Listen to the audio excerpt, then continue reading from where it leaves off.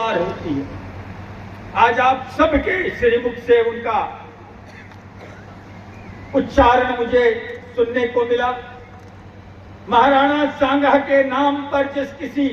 तथा कथित व्यक्तित्व ने एक राज्य की सभा में अपने उद्गार प्रस्तुत किए हैं, वो मानसिक विकृता का एकमात्र ऐसा उदाहरण है जो जनतंत्र की दुहाई देने वाले को जनतंत्र को शर्मसार करता है। ये संसद के दोनों सदन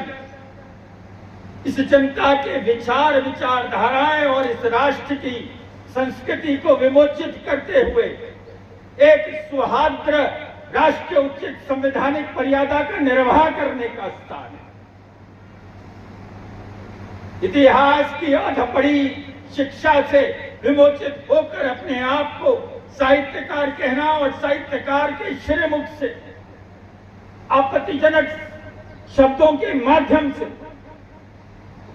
एक राष्ट्र की इस ऐतिहासिक विभूति के रूप में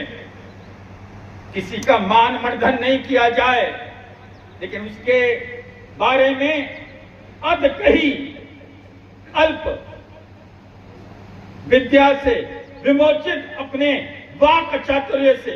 उसने जो बात कहने का साहस किया है, ये पूरा राष्ट्र और दोनों सदन उसका पुरजोर से विरोध भी करते हैं और इसका तिरस्कार भी करते हैं। उस सदन की अपनी एक परंपरा, उस सदन में बोलने की एक व्यवस्था है, और मैं इस बात के लिए कहीं भी आपको उदासीन नहीं करूंगा। जिस दिन उस सदन में बोलने की व्यवस्था का मैं शारीरिक अंश बन गया, उस दिन उस सदन को यह बता दूंगा कि राजस्थान के इतिहास की व्यवस्था के अंदर किस प्रकार का पराक्रम है। मैं इस बात को स्वीकार करता हूं कि क्षत्रिय की परिवार के राजपूत की जाति का मानव अंग थी, लेकिन मैं इस बात को भी बहुत गर्व से कहता हूं कि मेरे परिवार का राजनीतिक इतिहास जहां से चालू हुआ,